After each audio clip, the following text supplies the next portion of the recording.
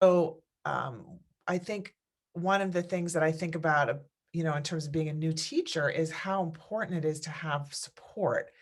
And when I was a volunteer, there was actually a very supportive environment. We shared lesson ideas. The supervisor was there to give us training, and I felt like I was really learning. Whereas that first year, when I just was thrown into teaching Spanish, I really couldn't grow and feel confident because I didn't have support.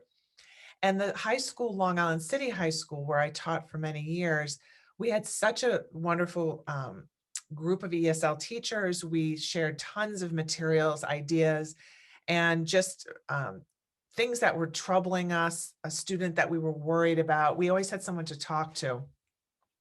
And even outside of ESL, I mean, Spanish teacher, any teachers that we were with were good support. So I think really, really important is that when you begin to teach, to know that it's going to be, especially the first year, is going to be really, really a lot of learning, a lot of crying, a lot of stress. Is totally natural. Just try to get through it and make as many friends as you can with other teachers. Other teachers are your best support because they're going to give you, um, confidence. They'll give you a suggestion, a material, even, a unit plan that they've developed. They'll hand it over to you.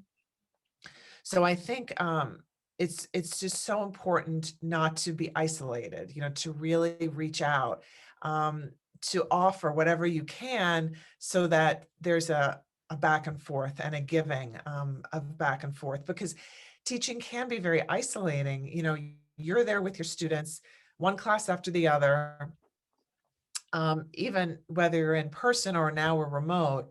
And you need to be able to talk with other teachers. Most other jobs, you're with other adults all day and you're talking with them. And even if it's just being friendly, you don't feel that sense of isolation.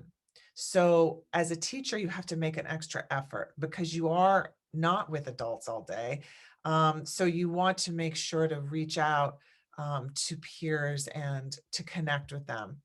So I think obviously being involved in an organization like New York State TESOL is really, really an important component of that networking and finding other teachers. Maybe the teacher is someone you're not even going to meet, but you see them on a webinar, they give you an idea, or maybe you email with them.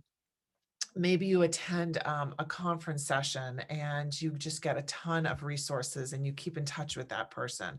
So, you'll get back as much as you give. So putting that energy into your community of practice, connecting with other educators is really, really, I think, it's the most important thing you can do for yourself as a new teacher.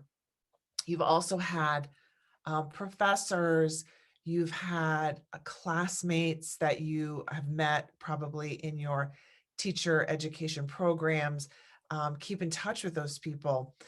Some of my closest friends are people I went to my master's degree program with, and now I've known them, almost 30 years. So it's really a great time to connect and build your network.